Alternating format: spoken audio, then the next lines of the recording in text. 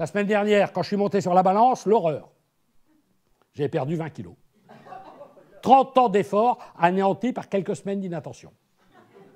Contrairement à ce qu'affirment quelques magazines mal intentionnés, la prise de poids est indispensable à l'équilibre d'un individu. On est d'autant mieux dans sa peau qu'on y a de la place. Inutile pour autant de vous lancer dans une chasse aux saucières, de devenir un accro du carambar, un fanatique de la fraise Haribo. Vous connaissez le dicton, un rire vaut un beefsteak. J'en suis à un demi-bœuf par jour. Contrairement aux apparences, je n'ai pas toujours été très, très enveloppé. Il y a très, très longtemps, j'étais tout maigre. Il y a exactement 65 ans, 9 mois, 8 jours, je ne pesais que 3,2 kg. Soucieux du chemin à parcourir, j'ai décidé de mettre les bouchées triples et d'entreprendre un voyage en grossitude. Faut dire, avant de connaître les secrets du rire, je pouffais peu. Maintenant, je pouffe à la moindre occasion, comme un gamin du cours préparatoire. Je me fixe un challenge, un rire, un bon point.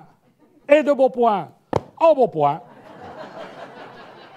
Mais le résultat est là. 15 ans à me polir minutieusement la couenne, 15 ans pour obtenir cette circonférence de rêve qu'un chêne met plus d'un siècle à acquérir. Chez un homme du monde, encore plus chez un humoriste, la prise de poids ne devrait pas être considérée comme un handicap, mais comme un gage de sérieux et de conscience professionnelle.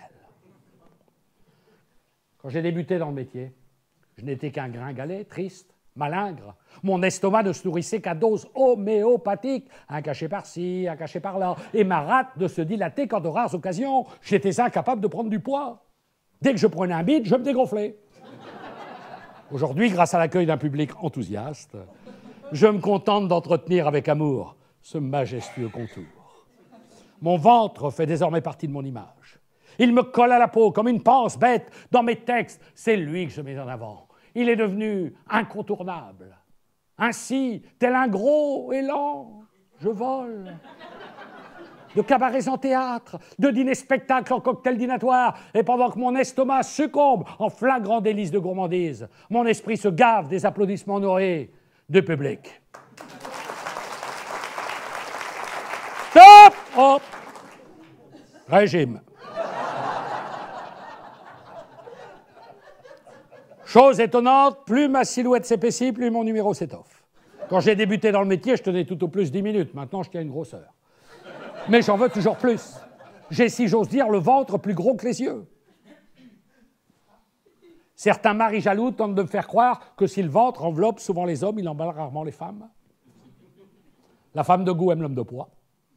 Le maigrichon est un être triste, anémié. Le gros est un être à rebondissement. D'autres ont fait difficilement le tour. Le maigrichon est un être peu expansif. Le gros a dit peu, mais il fait beaucoup.